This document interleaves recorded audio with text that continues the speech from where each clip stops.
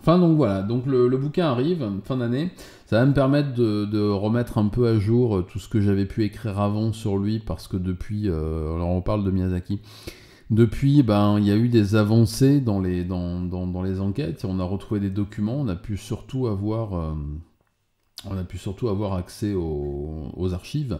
Il faut savoir bonsoir Nota Bene, bonsoir, bonsoir. Il faut savoir qu'en 2018, bien, il y a un juge qui avait déjà sévi. Après, voyons si c'est un bien ou si c'est un mal. Il y a un juge qui a ordonné que les pièces à conviction et tout ce qui était physique, toutes les evidence, comme on dit en anglais, soit détruite pour toutes les affaires de crimes en série médiatisées, c'est-à-dire Sakakibara Saito, c'est-à-dire Miyazaki, c'est-à-dire plein d'autres. Et donc tout ce qui est témoignage direct de Miyazaki, qui a beaucoup écrit en prison, qui y a passé quand même pas mal d'années avant d'être exécuté, eh bien tout ça a été détruit. Les lettres, la correspondance qu'il a échangée avec ses avocates et son avocat, ça a été détruit. Il n'y a que quelques enveloppes qui subsistent, et encore je suis même pas sûr qu'elles aient pas été détruites par l'avocate. Tout ce que l'on a, ce sont des retranscriptions des enregistrements audio qui avaient été faits de ses journaux intimes, si vous me suivez. C'est-à-dire qu'à l'époque où il faisait ses meurtres, et en attendant son arrestation, après son arrestation, en détention et bonsoir Juju, et en prison, il a beaucoup écrit sur des feuilles de papier, des feuilles volantes, avec du crayon, de la mine de plomb et tout. Et oui, c'est très daté, mine de plomb, j'ai pas d'autres mots, crayon à papier, voilà. Et il a beaucoup écrit, demandé à ses gardiens et tout. Avant, il a beaucoup écrit aussi. Il a même fait des journaux avec des collages type Yearbook, avec des photos de mannequins juvéniles. Enfin bon, voilà, vous connaissez l'individu. Et tout ça a été détruit, tout ça a été brûlé pour éviter qu'il y ait un culte qui soit voué à Miyazaki, qui commençait d'ailleurs parce que Kobayashi, par exemple, dont j'ai parlé, l'ogre qui a fait à peu près la même chose que lui, vouait un culte à Miyazaki. Uematsu aussi vouait un culte à Miyazaki. Il y a il y a quelques tueurs en série américains qui se sont revendiqués de Miyazaki, en tout cas qui ont exprimé toute l'admiration qu'ils pouvaient avoir pour lui, et puis des anonymes. J'en parle dans le livre, vous verrez, il y a, à l'époque où il était en prison, en attente de son procès, et ensuite en attente de son appel, son avocate recevait des lettres d'admiratrices très jeunes. Il y a notamment, alors je ne la reproduis pas dans le livre parce que je vais pas aller jusque là. Je pourrais le mettre, je sais pas. Je vais en discuter. Je sais pas. J'ai hésité à la mettre. Je sais pas si je la mets ou pas. Bon, vous me direz. Il y a une lettre qui a été retranscrite, enfin qui a été lue à l'oral par lue à l'oral, ouais, bien sûr, par un agent assermenté pendant les auditions, qui émane d'une fille, j'allais dire une jeune fille, d'une petite fille de 13 ans, qui écrit à Miyazaki en prison, et qui lui dit qu'elle voudrait être à lui, qu'elle voudrait que Miyazaki la tue, qu'elle voudrait que Miyazaki abuse de son corps, qu'elle voudrait lui faire des trucs, etc. etc. Et je me suis dit, non, à mon avis, ça va être un cinglé qui a écrit ça. Et en fait, c'est une lettre qui a été tout à fait authentifiée, parce que la fille en question a été visitée par les autorités. C'est effectivement une fille de 13 ans qui avait envie, qui fantasmait, qui délirait sur Miyazaki. Voilà, donc vous voyez dans quel monde j'ai baigné là pendant quelques mois. Lui, quand il a appris ça, bien sûr son avocate ne lui a pas donné la lettre. Il y avait interdiction pour lui de correspondre. Il a échangé avec d'autres tueurs via son avocate.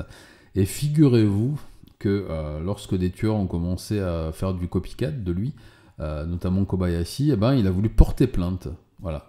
Il a voulu porter plainte contre eux parce qu'il disait « Ah non, non, non, non, non, ça c'est mon style à moi, là, tuer des enfants, les couper en morceaux, les manger, violer leurs cadavres, dormir avec les charognes et tout. Ça c'est mon style à moi, hein. pas, eh oh, bande de copieurs. Et il a voulu porter plainte contre eux. Alors, il n'a pas pu. Il a pas pu. J'ai vu dans les échanges que les avocats n'ont pas fait de leur mieux pour trouver un truc dans la loi qui permettrait de le faire quand même. Mais c'est arrivé. C'est arrivé. Et de la même façon que Sagawa, quand il est rentré au Japon, ça s'est plutôt bien passé pour lui, au niveau actuel, on va dire. Il a eu de nombreuses admiratrices qui sont venues le voir du Eat Me, Drink Me, tout ça, quoi. Donc il s'est mis bien, comme on dit, avec de très jeunes femmes, parfois. Il n'était pas tellement attiré par les juvéniles, mais Miyazaki, s'il avait été dans le cas de Sagawa, c'est-à-dire reconnu irresponsable de ses actes, chose qu'il a essayé de faire, là il a toujours dit, c'est soit l'hôpital et la liberté, soit la corde. Il voulait pas de milieu, il voulait pas de condamnation à perpétuité ou quoi que ce soit. Et il a toujours invoqué le fameux Ratman, donc l'homme rat qui vivait en lui, qu'il a dessiné de temps en temps pendant son procès, parce qu'il n'a jamais rien regretté. Il faut savoir qu'il y a eu 7 années d'instruction et d'audience, et il n'a jamais rien regretté. Le jour de sa condamnation, il a eu un sourire, un narquois comme ça aux familles des petites filles.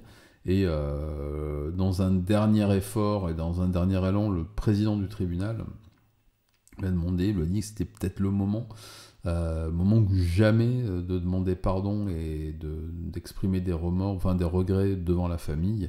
Et en gros, il a dit de façon plus ou moins directe d'aller se faire foutre. Voilà. Ensuite, de là à parler... alors je vais pas divulgacher ce qu'il y a dans le livre, mais... parler de Miyazaki sans parler de maladie mentale, c'est compliqué. Moi, je pense que les expertises ont été... Il faut savoir qu'il y a eu 3 principaux experts psy qui se sont penchés sur son cas et qui sont jamais arrivés à se mettre d'accord sur un diagnostic. Il y a un des psys qui était convaincu qu'il avait un trouble dissociatif du comportement, une psy qui était persuadée qu'il était schizophrène, et une autre psy, une vieille briscarde, qui, elle, pensait qu'il était totalement sain d'esprit. Là, bon. Et donc, il était tout à fait apte à comparaître. Alors après, il faut savoir que dans les systèmes d'évaluation, il y a eu des critères qui ont été fixés à la fin des années 70, déjà qui étaient basés sur d'autres cas. Et dans les cas de préméditation, de mise en scène, de rituel, etc., tout de suite, le critère de la non-maîtrise de ce que l'on fait baisse d'un cran, si vous voulez. L'abolition du jugement au moment de la commission des faits, si vous avez planifié ça des semaines à l'avance, que vous avez acheté du matériel, etc., là où on plaide souvent l'irresponsabilité, c'est soit à cause ou grâce à l'âge très jeune, comme chez Sakakibara Seito, mais dans le cas de Miyazaki, on n'a pas reconnu la maladie mentale, parce que même si on lui a reconnu des énormes problèmes, et là on va revenir là-dessus, effectivement il y a 2-3 trucs qui font dire que bon, il a quand même été, il a planifié tout ça, il a choisi les lieux, les endroits, les victimes, le matériel, etc., etc. Il a fait en sorte de jouer au chat et à la souris avec la police. Il a écrit aux parents, à la famille. N'oubliez pas, pour ceux qui l'auraient oublié, que il a quand même envoyé les restes de ses victimes aux parents, avec une lettre dedans, en disant « je vous rends un morceau de votre fille ».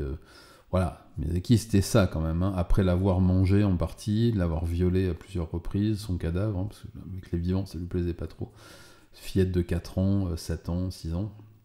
Miyazaki c'était ça. Donc dire qu'il n'avait pas de problème mental, bon, alors, il était peut-être pas schizophrène, il avait peut-être pas de troubles dissociatifs, tout ça. Alors juste, tu me dis, il a écrit en prison. Il a écrit des pages d'un journal intime, mais vraiment petit, sur des petites feuilles avec un petit bout de crayon mou que lui donnait le gardien. Il a écrit sur ses pensées du jour. Alors j'en ai réinterprété pas mal que j'ai mis dans le livre, où il écrit sur sa vision de ce qu'il a fait, sur son œuvre, sur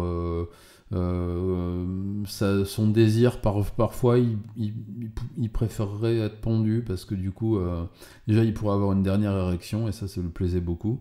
Et ensuite, pouvoir rejoindre ses petites épouses. Parce qu'en fait, il tuait des petites filles pour qu'elles partent dans l'au-delà en tant que vierges pour devenir ses épouses post-mortem. Enfin, oui, il a un cheminement mais très logique, encore une fois. Vous verrez que il est d'une logique implacable dans son délire.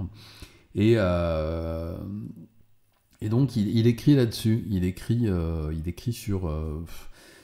sur son humeur du jour. Alors, il y a des dizaines de journées que j'ai pas relatées parce que il dit rien de particulier, voire rien du tout, parce qu'il a passé plusieurs années sans rien écrire. Il a été sous camisole chimique pendant un moment, parce qu'il c'était un érotomane compulsif, donc il passait sa vie à s'astiquer dans sa cellule. Et à un moment, ils en ont eu un petit peu marre, donc ils l'ont fichu sous camisole chimique.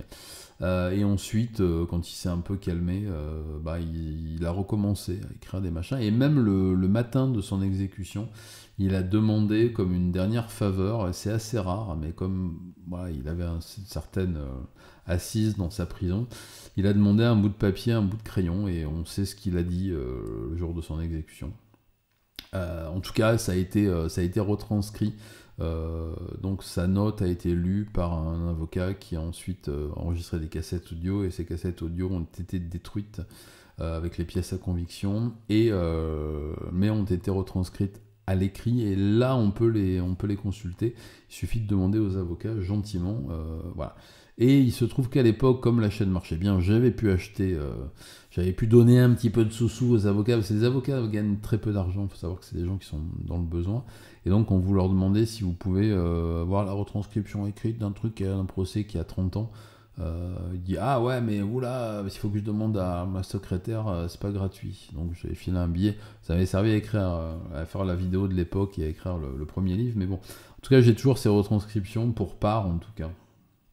Et ça m'a permis de pouvoir relire, de pouvoir relire les trucs. La note, vous verrez, elle est dans le livre à la fin.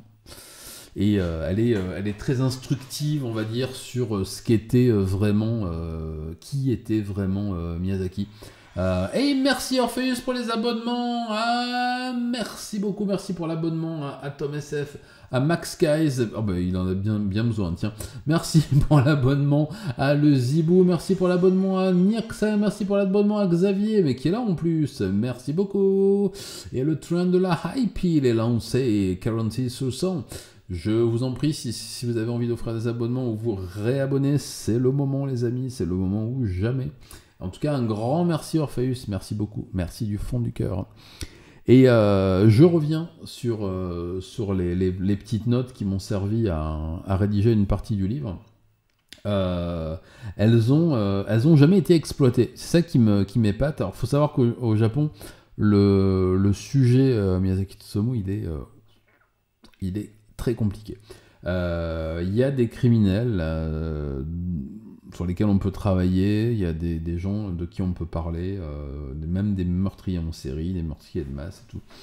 Bon, ça passe à peu près. Lui, c'est pas un sujet. Pour ça que je sais pas vraiment s'il pourrait y avoir une version japonaise ou pas du livre, on verra. En tout cas, c'est pas un sujet qui passionne les foules. En tout cas, même si ça les passionne, ils en parlent pas forcément très très ouvertement. Donc j'étais très surpris quand j'ai demandé si je pouvais avoir les retranscriptions, si je pouvais avoir accès à certains documents, d'apprendre que ils n'avaient pas été exploités, enfin, ils avaient été exploités pendant le procès, pendant les audiences et tout ça, mais personne ne les avait demandés pour... Oui, Max Guys, ouais, on travaillait ensemble au début de la chaîne, et on a même fait des vidéos ensemble.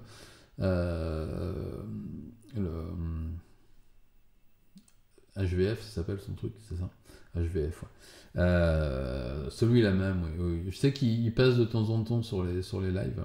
Et coucou d'ailleurs si tu es là. Donc te voilà abonné. En tout cas, c'est... ouais, ouais, ouais, ouais. C'est facile d'avoir des infos qu'un petit billet, oui, complètement. Chez les avocats à la retraite, les flics à la retraite, ou ceux même en activité, enfin pas les flics mais les avocats, oui, oui, tout ce qui est déclassifié en tout cas, ça c'est déclassifié, hein. C'est tout à fait accessible à qui veut y avoir accès. Le seul truc auquel on ne peut pas avoir accès, bah, c'est les pièces à conviction qui ont été détruites, et là encore, à l'époque où j'ai commencé la chaîne, à l'époque où j'ai fait la première vidéo sur Miyazaki, donc je crois que c'est la deuxième ou troisième vidéo de la chaîne, les vidéos à l'époque étaient assez courtes, et j'avais pu voir des extraits, alors il n'y a pas beaucoup d'extraits, des vidéos et des photos que prenait Miyazaki. Il faut savoir qu'il a tout filmé, hein, tous ses meurtres, tous les trucs qu'il a fait avec les cadavres, il a tout filmé, de A à Z. Eh bien, bonne préparation de manger du soir. Oui, il est 21h, et bon appétit. Donc j'avais pu avoir accès par un biais alternatif, on va dire, à une quinzaine de secondes d'une vidéo qui a été numérisée, parce que lui a tout enregistré sur des cassettes vidéo, cassettes VHS. Tout a été numérisé par la police, les cassettes ont été détruites toutes, ses magazines, ses mangas, tout a été détruit, sa maison a été rasée, les gravats de sa maison ont été nettoyés, et à la place il y a un parking avec un petit panneau pour commémoratif, enfin de souvenir. Ils n'ont pas laissé un seul morceau de sa maison, je sais, j'y suis allé, ils n'ont pas laissé un seul morceau de sa maison, pour pas justement qu'il y ait de culte rendu à sa mémoire, et puis surtout de commerce autour de sa mémoire, parce que bah, moi j'ai eu des dizaines, je vais peut-être me risquer jusqu'à centaines, pas des, mais au moins une centaine de demandes, hein, de collectionneurs. Tu pourrais pas essayer de me trouver un morceau, alors bon, les trucs originaux non, bien sûr, les lettres, les dessins, les croquis, les pièces à conviction, les cassettes vidéo, les photos originales, tout ça, bien sûr que non.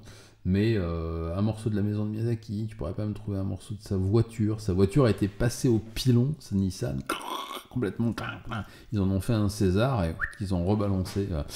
Et parce que ça, c'est des trésors, hein, pour les collectionneurs, c'est terrible, quoi. Il y a des...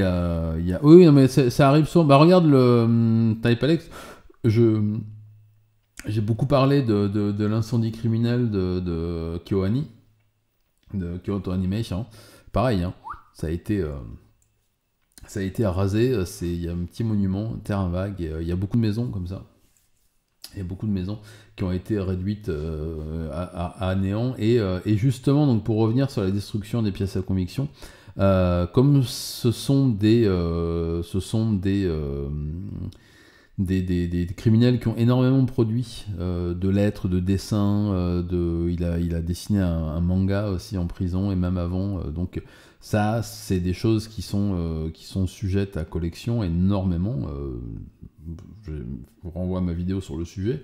Et donc, il y a ce juge en 2008 qui a décidé, voyant que certains criminels commençaient à avoir une production en prison, comme l'ont fait ou le font encore certains. John Wayne Gacy, il a bien vécu grâce à ça. Ses clowns moches et tout, il en a fait plein en prison, qui valent une fortune maintenant.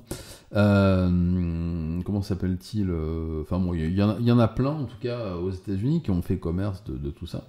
Et ça commençait à arriver au Japon, il commençait à y avoir une certaine hype, comme le train, sur les criminels japonais. Et alors c'est très compliqué de correspondre avec eux en prison. C'est pas impossible, mais c'est très compliqué. Bon, il y a la barrière de la langue déjà pour beaucoup, et ensuite bah, l'administration pénitentiaire japonaise qui ne laisse pas passer les lettres aussi facilement que dans d'autres pays. Bien, il se trouve que certains juges, par le truchement d'associations de familles de victimes, a eu vent de ce commerce qui s'opérait autour de certains criminels, pas les plus connus, mais et donc a voulu mettre un frein à tout ça parce que il a appris qu'il y avait des greffiers, des gens qui travaillaient dans les archives judiciaires et tout, qui étaient régulièrement sollicité par des gens pour acheter des pièces à conviction qui allaient être déclassifiées. Et il y en a beaucoup. Vous savez, au bout de certain nombre d'années, on rend des casiers aux familles, aux ayants droit, aux héritiers, etc. Ça a été le cas pour beaucoup, même aux États-Unis. On parle de l'imposture de Bourgoin par rapport à Schaeffer, par exemple, mais effectivement, on rend des fois des casiers avec le matos.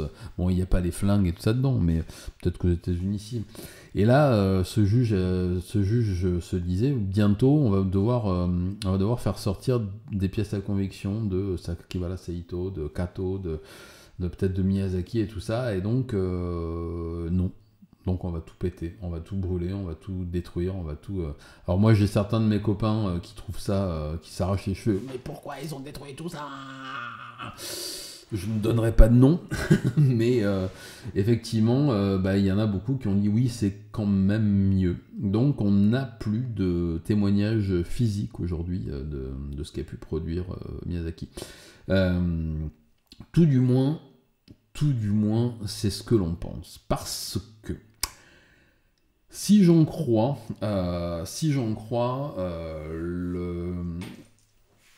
la correspondance que j'ai pu entretenir à l'époque et les quelques échanges succincts, parce que j'ai pas les moyens de me payer ses services, de maître Iseki, donc qui s'est occupé à la fin des dernières volontés et tout ça de Miyazaki, j'ai retrouvé sa tombe d'ailleurs. Voilà, mais ça, ce sera une photo à la fin du livre, je sais où elle est. Elle est protégée par une barrière d'ailleurs, vous ne pouvez pas aller vous incliner sur la tombe de Miyazaki, parce qu'il y a une barrière autour pour la protéger, je ne sais pas de quoi. Est-ce que c'est pour la protéger des gens qui voudraient la péter à coups de masse, ou des gens qui voudraient aller lui rendre hommage? On ne sait pas, en tout cas il y a une petite barrière autour. Et il semblerait que, d'après son dernier avocat, il y ait encore des traces écrites de lui, de mots écrits échangés avec ses avocats de la fin, alors sans sujet très particulier, des enveloppes qu'il aurait écrites et annotées avec des dessins, des choses comme ça. Donc je vais voir s'il n'y a pas un moyen d'en avoir. J'ai certaines photos qu'on m'a envoyées, certaines pièces. C'est intéressant de voir de voir sa façon d'écrire. C'est pas quelqu'un de très lettré, hein, Miyazaki, mais c'est quelqu'un qui a une réflexion sur beaucoup de choses, une réflexion très bizarre. Oui, elles ont été détruites en 2008. Autrefois, on rendait les casiers, ouais, on rendait les pièces à conviction au bout d'un délai de 20, 30, 40, 50 ans, sauf pour les tueurs en série et les tueurs médiatiques où eux, les trucs sont détruits. Ah, là, tu connais l'emplacement de la tombe de Landru enterrée sous un faux nom à Versailles. Cool. Ah ouais, intéressant. Tiens, il faudrait que je demande à Nico si ça se trouve, il a habité pas loin. Il faudrait que je lui demande s'il est déjà allé. Intéressant. C'est d'ailleurs, moi vous le savez, je vous l'ai déjà dit, mais la cuisinière, l'originale cuisinière de Landru, c'est Laurent Ruquier qui l'a acheté. Voilà, comme quoi le Murderabilia c'est sale quand c'est les pauvres qui s'y intéressent, mais voilà. Mais tu as bien raison, c'est le genre d'anecdote, c'était le moment où jamais de la placer, et là, franchement, bravo. Non, la tombe de Miyazaki, alors c'est une grande pierre, comme ceux qui connaissent un peu les tombes au Japon, c'est un marbre en hauteur avec une plaque devant, où c'est toute la famille Miyazaki, la famille Hasegawa, c'est le nom de sa maman, enfin tous les associés de la... Et sur un coin, on voit... En zoom, on voit son nom sur une des barres en marbre et sur une des barres en bois. Miyazaki Tsutomu avec sa date de décès et tout ça. Et il y a son nom. Alors, il faut vraiment avoir un téléobjectif pour le voir, mais c'est son nom. Et par contre, le cimetière a été introuvable. Ça a été une galère, hein, parce que quand il a été pendu, on a rendu son corps à la famille. C'est sa frangine, hein, qui violait allègrement, là. Qu'il a fait incinérer, et les cendres ont été dispersées, et une partie, il y a son monument qui est là-bas.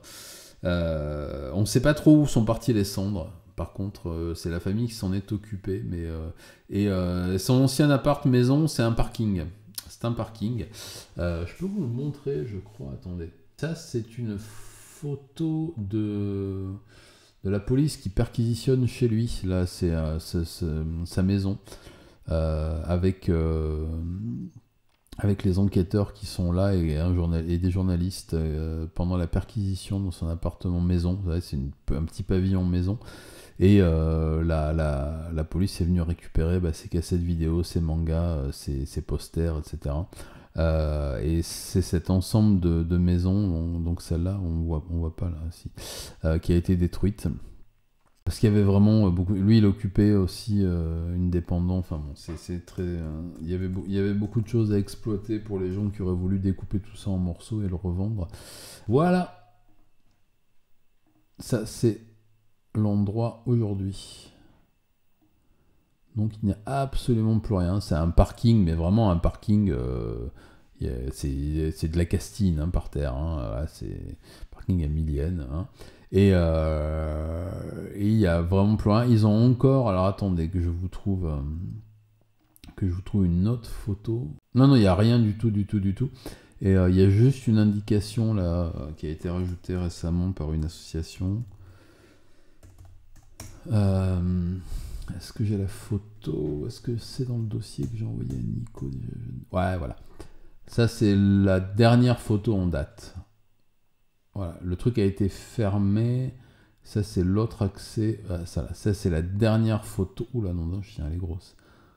C'est la dernière photo en date. Vous voyez, l'entrée du parking est sur la gauche. On voit pas, elle dépasse un peu du cadre.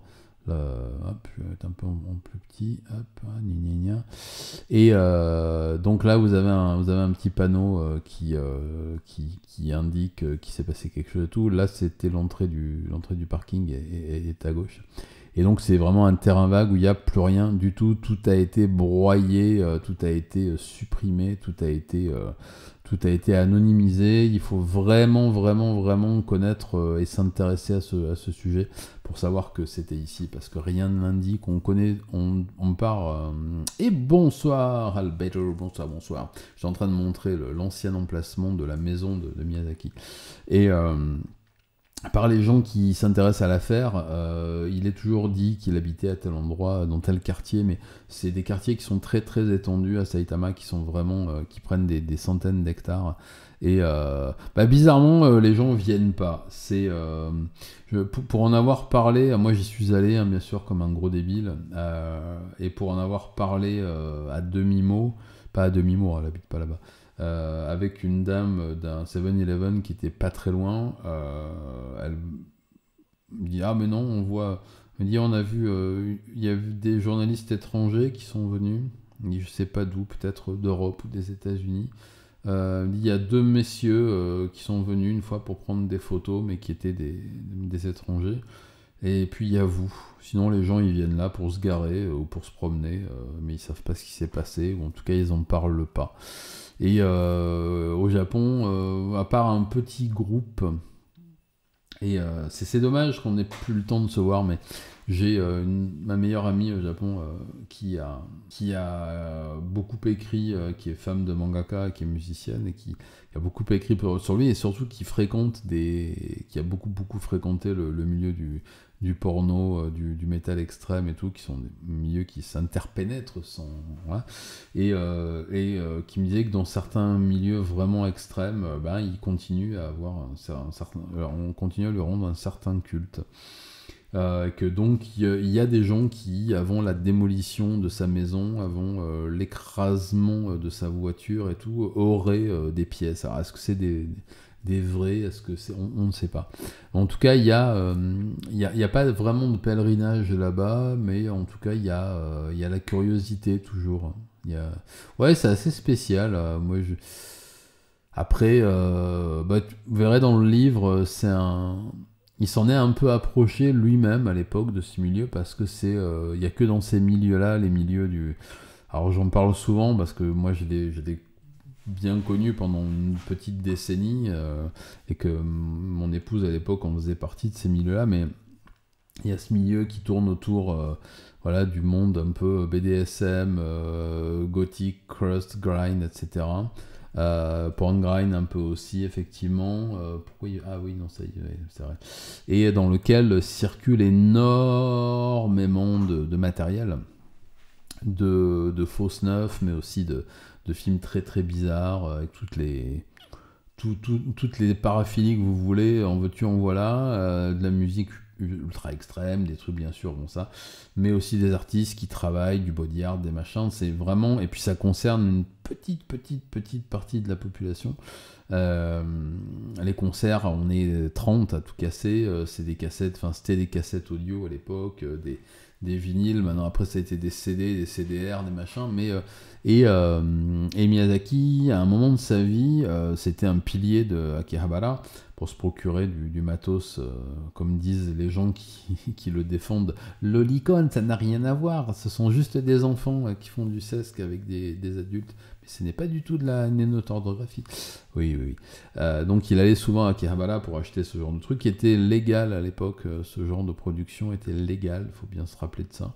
On a retrouvé chez lui des milliers, plus de 5000 cassettes vidéo, mais des milliers de mangas qui aujourd'hui vous coûteraient 20 ans de prison. Des magazines, voilà. Et il a pu acheter par le biais de mecs, et moi qui suis souvent allé dans ces endroits pour acheter de la musique extrême, vous voyez, hein, vous saviez, les mecs avec leur sac à dos ou avec un machin, tu cherches des trucs qui vendent pas dans les magasins, viens avec moi. Et donc on vous refilait des faux snuffs, des trucs, des films ultra extrêmes avec des freaks, bon voilà. Et là, en l'occurrence, Miyazaki a acheté des films à ce genre de type. Qu'il a adoré. Alors là, il a adoré, il a même refait des mises en scène réellement, du coup, sur ses victimes de certains films. On en trouvait beaucoup, on en trouve toujours beaucoup. Alors, à l'époque, Miyazaki avait découvert, c'est l'époque où sont sortis les films Guinea Pigs, et il était très très fan de ces films-là, moi aussi. Et on a retrouvé des copies chez lui. On en a retrouvé des copies des originaux, des copies, on a retrouvé des cahiers de photos, on a retrouvé beaucoup de choses autour des films Guinea Pigs. Si vous ne les avez pas vus, c'est pas nécessaire, si vous n'êtes pas forcément branché sur ce genre de cinéma. C'est très... voilà, c'est compliqué. Ah non, c'est pas des boutiques accessibles. En général, on les trouve pas parce qu'il n'y a pas d'enseigne. C'est souvent au 3e, 4e, 5e étage des bâtiments à Akihabara. C'est pas sur Electric Avenue et tout. Faut vraiment s'enfoncer dans les petites ruelles en direction de la rivière et tout. Et là, on lève le nez et on voit vaguement... l'audience partagée est arrivée, ok. On voit vaguement un panneau, un machin, ou quand on rentre dans les halls d'immeubles, on regarde un peu, tiens, ça doit être là, ok, bouh. Et quand on arrive, l'ascenseur s'ouvre, il y a une porte vitrée floutée, on rentre dedans, vers Martelet, et vous rentrez là-dedans, il y a 3 mecs avec la peau grasse et des grosses lunettes qui vous regardent. Je caricature, mais c'est pas loin de la réalité. Et puis des bacs en plastique posés sur des tables de camping avec des photocopies dans des vieilles cassettes vidéo. C'est très particulier, quoi. Et c'est souvent illisible parce que c'est des photocopies. Moi, je sais que j'ai acheté des cassettes démo, des EP, des trucs comme ça. C'était une pochette en plastique transparent avec une photocopie A4 pliée en deux à l'intérieur, et puis voilà. Et c'était la même chose pour les cassettes vidéo. Ensuite, ça a été la même chose pour les CDR. Vous pouviez acheter, mais vous saviez pas vraiment... Ah oui, je suis allé pas mal de fois dans ce genre d'endroit pour acheter des trucs extrêmes aussi, parce que quand vous commencez dans ce genre de milieu, vous avez envie d'aller de plus en plus loin dans la musique, dans le cinéma expérimental, dans tous ces trucs-là, et ça m'est arrivé de trouver des trucs... tiens, c'est bizarre. C'est souvent de l'arnaque. Hein. Et Miyazaki a trouvé des cassettes, en tout cas... alors je les ai pas vues, on m'a donné la référence, j'ai jamais réussi à les retrouver, bon ça avait pas l'air non plus ultra intéressant, mais bon, scène des trucs de tortue ou pseudo-tortue, on sait pas trop, enfin bon. Mais en tout cas, il a fréquenté ces milieux-là par le truchement de ces revendeurs, effectivement. Et on a retrouvé toutes ces cassettes vidéo chez lui qui ont été saisies par la justice, bien entendu, mais certaines ont été numérisées et la police conserve la police conserve des enregistrements, enfin les enregistrements numériques de toutes ces photos. Il a pris des milliers de photos de ces victimes, de ces viols, etc., de ces découpes, il y a des photos, j'en ai vu une vingtaine à peu près. Voilà. Voilà. Et ça, ce sont des archives numérisées qui sont conservées. La même chose pour toutes les autres affaires de meurtres en série et tout. En tout cas, médiatisées. Par contre, les pièces originales ont visiblement toutes disparu. Mais quand je dis visiblement, ça veut dire que j'en suis pas sûr à 100%. Et les interlocuteurs que j'ai pu avoir dans la préparation du livre, et même avant, en sont pas sûrs à 100%. On m'a envoyé des photos d'objets que je mettrai dans le livre à la fin, ou pas, on verra, qui pourraient être des choses qui restent de sa main. Principalement croquis vite fait sur une enveloppe, et c'est tout. Ces vêtements, je sais que quelqu'un me demande d'essayer de me les procurer depuis longtemps, me propose une belle somme d'ailleurs, pour vous dire ma probité, vu mon état financier actuel, j'ai toujours pas accédé à sa requête, mais effectivement il y a des gens qui sont en quête de ce genre de reliques, sachant que le Japan Boom qui a commencé il y a 20 ans et qui est crescendo, au début il concernait que la pop culture, d'abord le manga, l'animation, les machins, maintenant ça va au cinéma, ça commence à aller, donc j'ai vu que la film d'horreur japonais commence à être super à la mode, il y a plein de trucs qui commencent à sortir dessus et tout, mais tout ce qui est Murderabilia, escape culture japonaise, ça commence à arriver, et puis ça commence à s'ouvrir un peu comme une poire d'angoisse là dans le milieu de la escape culture aux États-Unis. Et là on est sur du 6 chiffres en dollars, avec un 1 devant, mais quand même sur du 6 chiffres en dollars. Si dans l'éventualité de pouvoir récupérer ces vêtements qui avaient été récupérés par la famille et qui seraient trouvables, d'après ce que j'ai compris. Mais je vais pas me lancer dans cette aventure, déjà parce que je suis en France maintenant. Et oui, ça fait réfléchir, ça fait beaucoup réfléchir. Et on m'a fait d'autres propositions pour d'autres tueurs en série.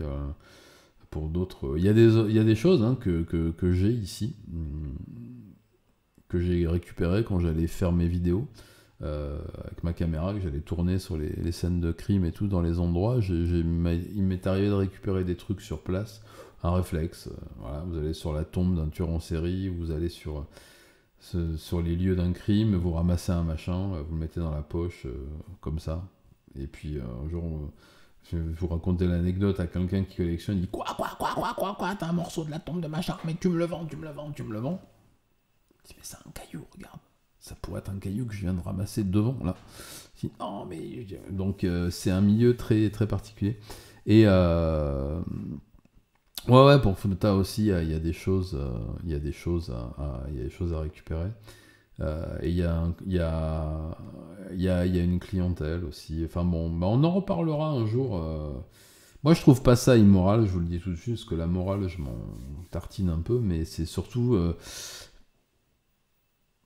on en reparlera. On va pas se lancer sur le sujet ce soir. Je vais juste vous dire que j'en parle dans le livre, mais il y a encore des points à éclaircir. Alors pas sur lui-même, parce que sur lui, je pense que j'ai à peu près cerné l'individu. Le fait d'écrire le livre à la première personne, ça m'a aussi servi à parler, à m'enfoncer un peu plus dans sa psychologie un peu compliquée. Mais là-dessus, je pense qu'on a à peu près fait le tour de ce qu'il était. Les amis, je vous embrasse pour ceux que ça intéresse, et pour les autres, on se dit à samedi soir pour la première. Allez, faites de beaux rêves, faites pas trop de cauchemars. Matinée.